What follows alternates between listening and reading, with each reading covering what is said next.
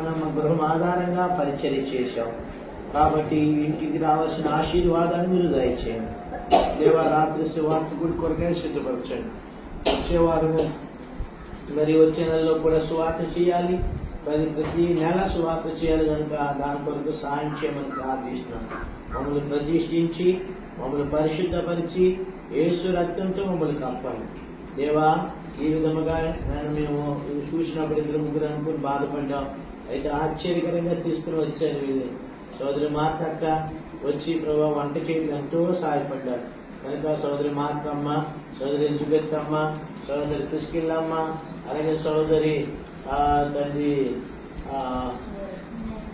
మీరమ్మ, ఈ నలుగురు ప్రతి నెల వచ్చుట్లో మీరు సహాయం చేయండి. అలాగే ఇజ్రాయేల్ తీసుకుని వచ్చావు, పెద్ద గిద్యోని, నయమమ్మని కూడా మీరు తీసుకుని వచ్చారు.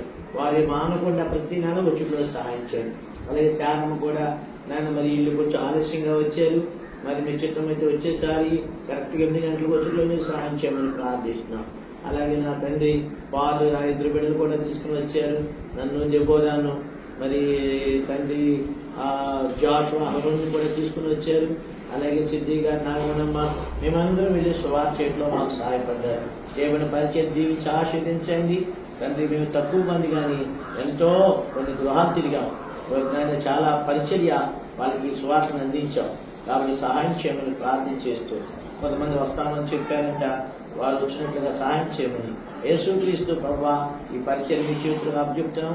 30 దంతులు గాను 60 దంతులు సహాయం చేయమని ప్రార్థిస్తూ యేసుక్రీస్తు ప్రభువా నామమున బట్టి ప్రార్థిస్తున్నాము తండ్రి, ఆమేన్. మన తండ్రి దేవుని యొక్క ప్రేమయు, కుమారుని యేసుక్రీస్తు కృపయు, పరిశుద్ధాత్మ సహవాసము సువార్త చేసిన మనకు తోడైంది. రాబో దినాల్లో పంటలు పోయినట్లుగా, విస్తారమైన పంటలు సంతోషంతో పోయినట్లుగా, పన్ను మోసుకొచ్చినట్లుగా ప్రభు మనకు ఆరోగ్యం ఇచ్చి ఈ పంట చూసినట్లుగా దీర్ఘాయుష్మంతులుగా మనం ఉంచునుగాక.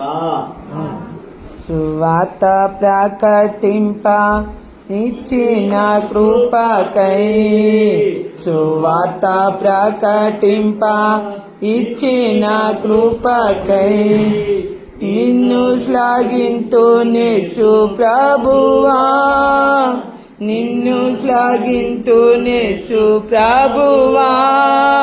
స్తుతి ప్రశంస పాడెదా, హల్లెలూయా. స్తుతి ప్రశంస పాడెదా, హల్లెలూయా. స్తుతి ప్రశంస పాడెదా.